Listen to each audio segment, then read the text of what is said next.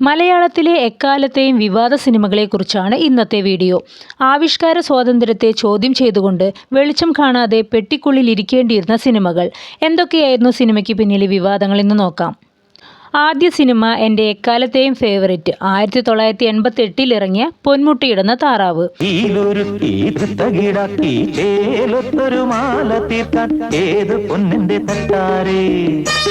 ഒരു കമ്മ്യൂണിറ്റിയുടെ എതിർപ്പ് കാരണം സിനിമയുടെ പേര് തന്നെ മാറ്റേണ്ടി വന്ന സിനിമ.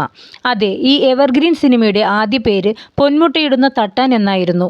തട്ടാൻ സമൂഹത്തെ അധിക്ഷേപിക്കുന്നതായി പറഞ്ഞുകൊണ്ടാണ് സിനിമയ്ക്കെതിരെ എതിർപ്പുണ്ടായത്. തട്ടാൻ ഭാസ്കരൻ സ്വർണത്തിൽ അധികം ചെമ്പ് ചേർത്തതായിരിക്കുമോ കാരണം? എന്നാൽ യഥാർത്ഥത്തിൽ എന്താണ് ഉണ്ടായതെന്ന് സംവിധായകൻ തന്നെ പറയുന്നുണ്ട്. മനസ്സിൽ സങ്കല്പിച്ചിട്ടുള്ളതിൻ്റെ 7 അയലത്ത് പോലും ചിന്തിച്ചിട്ടല്ല വിവാദം ഉണ്ടായത്. രഘു സങ്കല്പിച്ച തട്ടാൻ സൂര്യനാണ്, പൊന്മുട്ടയാണ്.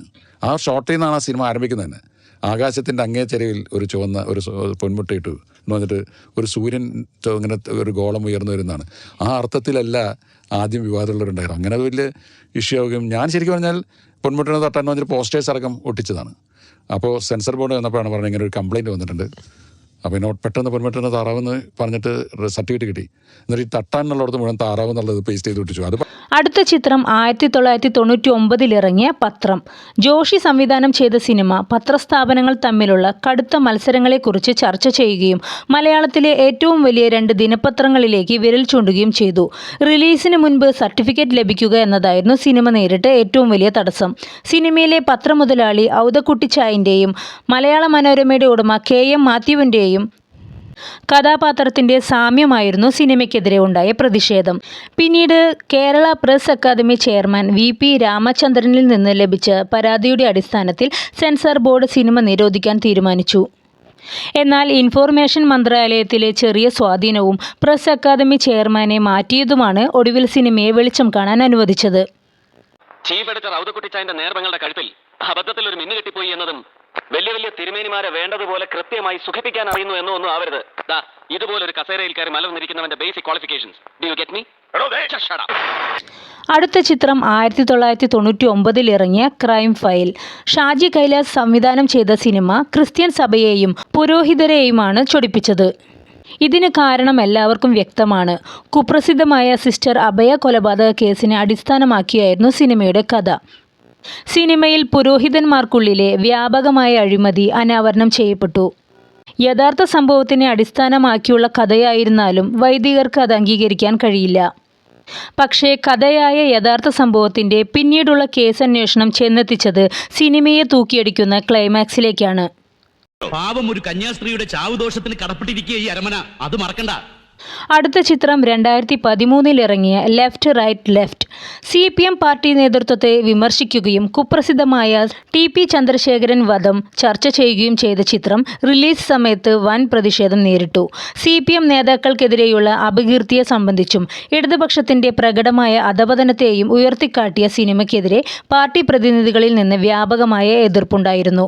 സിനിമയിലെ ഒരു പ്രധാന കഥാപാത്രത്തെ അന്നത്തെ CPM സംസ്ഥാന സെക്രട്ടറി പിണറായി വിജയനുമായി താരതമ്യപ്പെടുത്തുന്നതും മുൻ മുഖ്യമന്ത്രി അച്യുതാനന്ദനുമായുള്ള അഭിപ്രായ വ്യത്യാസങ്ങളും തുറന്നുകാട്ടുന്നത് സിനിമയെ നിരോധിക്കാനുള്ള നീക്കങ്ങൾക്ക് ആക്കം കൂട്ടി.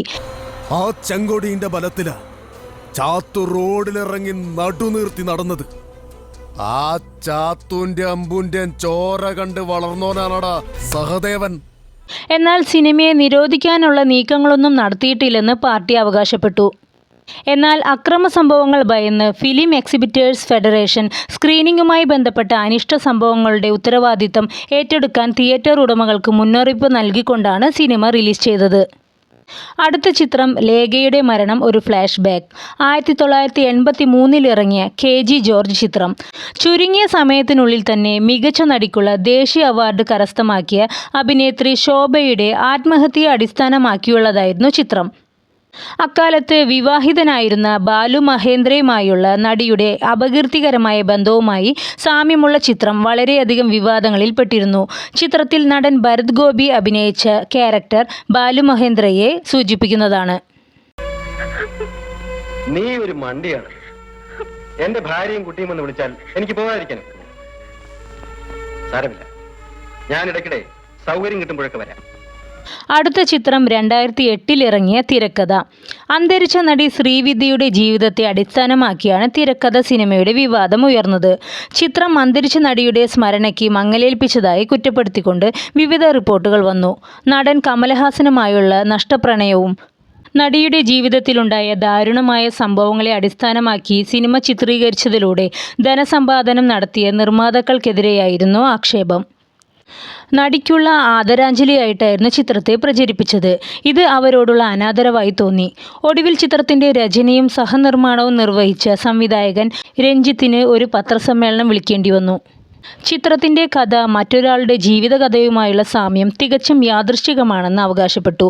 എന്നാലും കാണുന്ന പ്രേക്ഷകർക്ക് അത് നടി ശ്രീവിദ്യയുടെ ജീവിതമാണെന്ന് വ്യക്തമായി മനസ്സിലായി.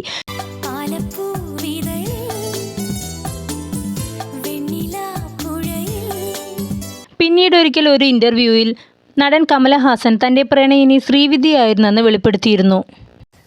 அதாவது இந்த படம் எடுக்கும்போது எனக்கு 19 வயசு கூட நடிச்சிட்டு இருக்கும்போது நான் திறமையாளன் உணர்ந்து எனக்கு உணர்த்திய ஒரு அன்பு தோழி காதலி, அதில் ஒன்றும் டவுட்டே கிடையாது. അടുത്ത ചിത്രം 2013 ഇറങ്ങിയ Papilio Buddha. Central Board of Film Certification ആദ്യം സർട്ടിഫിക്കേഷൻ നിരസിച്ച ഈ ചിത്രം ചില വയലൻസ് രംഗങ്ങൾ മ്യൂട്ട് ചെയ്തതിന് ശേഷമാണ് സർട്ടിഫിക്കറ്റ് നൽകിയത്. അടിച്ചമർത്തപ്പെട്ട ദലിതരുടെ ദയനീയമായ അവസ്ഥ തുറന്നുകാട്ടുന്ന ചിത്രം മഹാത്മാഗാന്ധി, EMS നമ്പൂതിരിപ്പാട്, അയ്യങ്കാളി തുടങ്ങിയ ഐതിഹാസിക നേതാക്കളെ അവഹേളിച്ചതിന് വളരെയധികം വിമർശിക്കപ്പെട്ടു. സ്ത്രീകൾക്കെതിരായ തീവ്രമായ ആക്രമണത്തിന്റെ ദൃശ്യങ്ങളും പോലീസ് കസ്റ്റഡിയിൽ പൂർണ്ണ നഗ്നത ഉൾപ്പെടെയുള്ള പീഡനത്തിന്റെ അസ്വസ്ഥതാജനകമായ ദൃശ്യങ്ങളും വ്യാപകമായി അപലപിക്കപ്പെട്ടു. കേരള രാജ്യാന്തര ചലച്ചിത്രമേളയിൽ സംവിധായകൻ സിബി മലയിലിന്റെ നേതൃത്വത്തിലുള്ള ജൂറി ചിത്രം പ്രദർശിപ്പിക്കാൻ അനുമതി നിഷേധിച്ചു. അടുത്ത ചിത്രം 1984 ഇറങ്ങിയ മുഖാമുഖം. സംസ്ഥാനത്തെ ഏറ്റവും വലിയ വിവാദമുണ്ടാക്കിയ ചിത്രമായിരുന്നു അടൂരിൻ്റെ മുഖാമുഖം. ചിത്രം കമ്മ്യൂണിസ്റ്റ് വിരുദ്ധമാണെന്ന് റിലീസിന് മുമ്പ് തന്നെ വാർത്തകൾ വന്നിരുന്നു. കേരളത്തിലെ കമ്മ്യൂണിസ്റ്റ് പ്രസ്ഥാനത്തിൻ്റെ നേട്ടങ്ങളെ ചോദ്യം ചെയ്യാൻ ധൈര്യം കാണിച്ചതിനാണ് അടൂരിനെ വിമതനായി വിശേഷിപ്പിച്ചത്. പാർട്ടിയുടെ മാറുന്ന മുൻഗണനകളോട് പൊരുത്തപ്പെടാൻ പ്രയാസപ്പെട്ട് വർഷങ്ങളായി പ്രസ്ഥാനത്തിൻ്റെ പേരിൽ നിരവധി ത്യാഗങ്ങൾ സഹിച്ച ഒരു കമ്മ്യൂണിസ്റ്റുകാരൻ്റെ ജീവിതമാണ് സിനിമ പറഞ്ഞത്.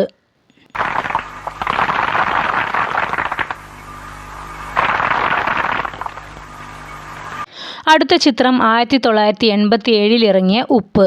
KT കുഞ്ഞിമുഹമ്മദും ജയലളിതയും അഭിനയിച്ച VK പവിത്രന്റെ ഉപ്പ് എന്ന ചിത്രം വിവാദത്തിൽപ്പെട്ടത് ഇന്ത്യൻ മുസ്ലിം വ്യക്തി നിയമത്തെ പരസ്യമായി വിമർശിച്ചതിനാണ്. ബഹുഭാര്യത്വത്തെ കേന്ദ്രീകരിച്ച് മതനിയമങ്ങളെ തങ്ങൾക്കനുസൃതമായി വളച്ചൊടിക്കുന്ന മനുഷ്യന്റെ പ്രവണതകളെ ചർച്ച ചെയ്ത ചിത്രം. എന്നാൽ മുസ്ലിം സമുദായത്തെ ഇരയാക്കുകയോ പരിഹസിക്കുകയോ ചെയ്യുക എന്നതല്ല തങ്ങളുടെ ഉദ്ദേശ്യമെന്നും മതനിയമങ്ങൾ ആളുകളുടെ ആവശ്യാനുസരണം വളച്ചൊടിക്കുന്ന തെറ്റിനെയാണ് ചൂണ്ടിക്കാണിക്കുന്നതെന്നും സിനിമാ പ്രവർത്തകർ വ്യക്തമാക്കി. എന്തിനപ്പതൊക്കെ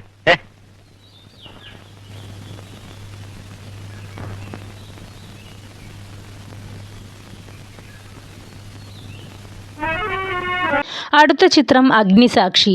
1999 ലളിതാംബിക അന്തർജനത്തിൻ്റെ ഇതേ പേരിലിറങ്ങിയ നോവലിനെ അടിസ്ഥാനമാക്കിയെടുത്ത ഈ ശ്യാമപ്രസാദ് ചിത്രത്തിനെതിരെയുള്ള ആരോപണം ആത്മീയതയെയും ഹിന്ദുത്വത്തെയും മഹത്വവൽക്കരിക്കുന്നു എന്നതായിരുന്നു. ഞാൻ കേട്ടതൊക്കെ നേരെ പറയൂ ഉണ്ണിയേട്ടാ. ആർക്കും ആരെയും ഉപേക്ഷിക്കാൻ വയ്യതങ്കം. വിവാദങ്ങൾ ആരംഭിച്ചത് കേരള സംസ്ഥാന അവാർഡ് പ്രഖ്യാപനത്തിന് തൊട്ടു പിന്നാലെയാണ്. അവിടെ അഗ്നിസാക്ഷി മികച്ച സിനിമ, മികച്ച സംവിധായകൻ തുടങ്ങി 8 അവാർഡുകൾ കരസ്ഥമാക്കി.